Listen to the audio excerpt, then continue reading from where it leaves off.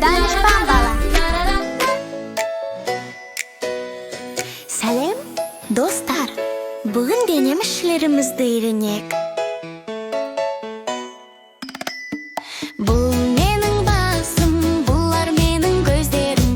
Бұл менің мұрыным, көздерімнің арасында. Бұлар менің құлақтарым, бұл менің аузым. Бұлар менің тістерім, күлгенде көрінеді.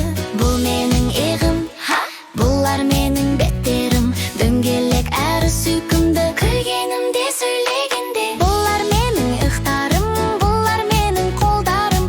Бұлар менің алақандарым, мені қорғайды әрдайым.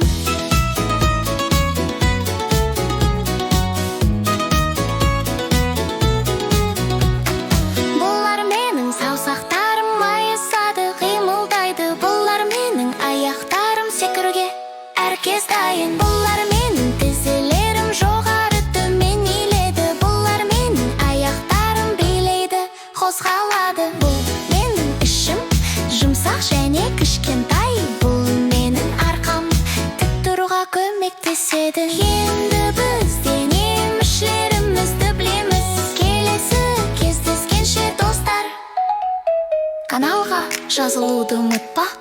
Тағы да бірге үйренеміз.